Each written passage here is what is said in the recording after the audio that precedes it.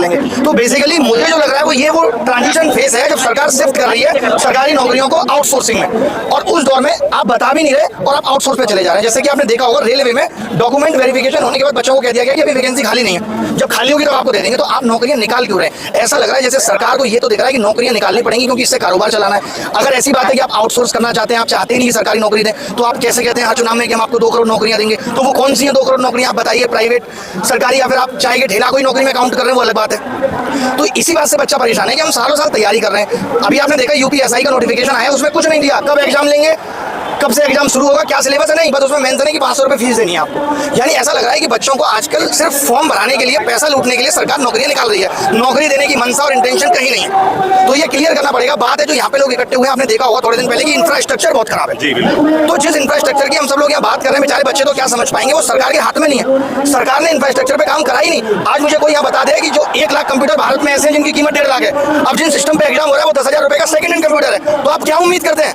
और लोगों को लग रहा है कि यार टीसीएस आ जाएगी तो शायद चीजें सुधर जाएंगी। ऐसा बिल्कुल भी नहीं है, क्योंकि टीसीएस के पास भी अपना कोई सेंटर नहीं है।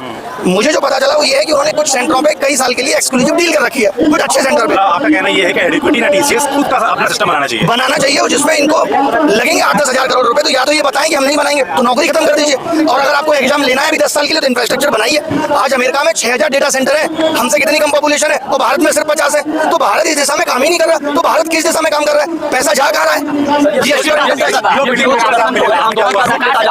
सरकार की तरफ से अभी तक कोई प्रक्रिया आई? इतना बड़ा आंदोलन आप कर रहे हैं, अभी तक सरकार के कान पे जू नहीं रेंगती, वो हंसते हुए 10 चीजें आप बताओगे उसमें से 4 कह देंगे कि हम ठीक कर रहे हैं। क्या तैयारियां उनके लिए ये उनके एजेंडा होता है ना हर एक सरकार का, तो ये उनके एजेंडा का हिस्सा ही नहीं है। सर क्या तैयारियां है? कोई बदलाव नहीं, उसके बाद बदलाव ऐसा नहीं है। जैसे ये बात हुई थी कि 100 रुपए आप गलत क्वेश्चन का पूछते हो, तो अब इन्होंने बोला है कि हम एक रिफंड मैकेनिज्म बना रहे हैं। तो अभी हम रिफंड मैकेनिज्म बना रहे हैं, पैसा रिफंड करेंगे, तब तक नहीं बन पा रहा है कुछ दिनों के लिए, तब तक आप 50 रुपए दे दीजिए क्वेश्चन। तो चीजें दिख तो रही हैं, लेकिन प्रॉब्लम एक नहीं है, बहुत है। पूरा एग्जाम सिस्टम खराब है। तो पीछे सरकार 1 महीने 2 महीने में चीजें सही होंगी, एक दो महीने में तो चीजें सवाल नहीं उठता सही होंगी। ये तो सरकार को ये बताइए, संसद सत्र चला, उसमें ये मुद्दा जिस मुद्दा उठना चाहिए था नहीं उठा, तो संसद से सरकार से क्या कहना चाहिए? ये छात्रों की बात संसद में क्यों नहीं उठती? वही छात्रों की बात संसद में नहीं उठती क्योंकि सरकार का कहना है कि ये हमारे लिए छात्र ही नहीं है।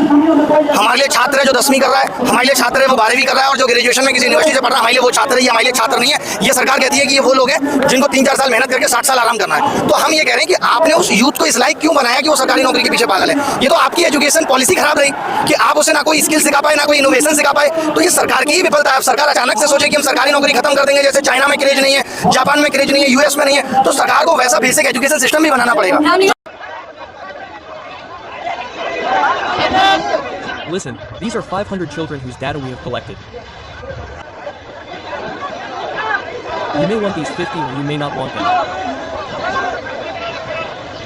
If it becomes a quart size, we should manage it in a disciplined manner. It should not be. First of all, my friend, I would like you to give a big round of applause to Abhinay sir. Even louder applause should be given to your Aditya Ranjan sir.